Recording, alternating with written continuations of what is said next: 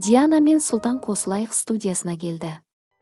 Қосылайық жобасының танымал жүргізушісі Диана Скатова әлеуметтік желіде көпшілікті таңғалдырған құпия суреттерін жариялап, жанкүйерлерін қуантты.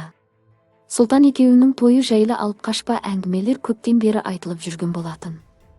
Енді міне, Диана ханым бұрын-соңды ешкім көрмеген фотосуреттерді өз парақшасында бөлісті.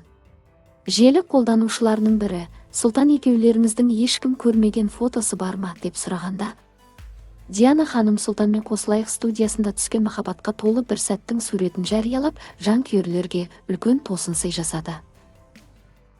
Сонымен қатар көрермендердің қызығушылығын тудырған тағы бір сұрақ, Сұлтан екеулеріңіздің жас айырмашылығы қанша деген сауалға Диана 93-96 деп қысқада нұсқа жауап қайырды. Бұл жауап олардың жас шамасының 3 жыл айырмашылықта екенін аңғартады. Тағы бір қызықты сәт, көрермендердің «Жездеміз сізді қалай еркелетеді» деген сауалына Диана күлкімен «Мені көсе деп еркелетеді» деп жауап берді.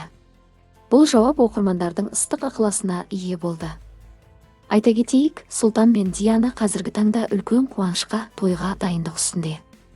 Желіде кеңінен тараған ақпарат бойынша Сұлтан сүйіктісі Дианаға үйлену туралы ұсыныс жасаған болатын.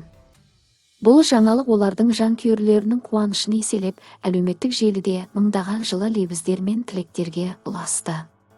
Қосылайық жобасынан басталған бұл ерекше махаббат хикаясы бүгінде шынайы өмірде жалғасып, көпшілікке үлгі боларлық жұпқа айналып отыр.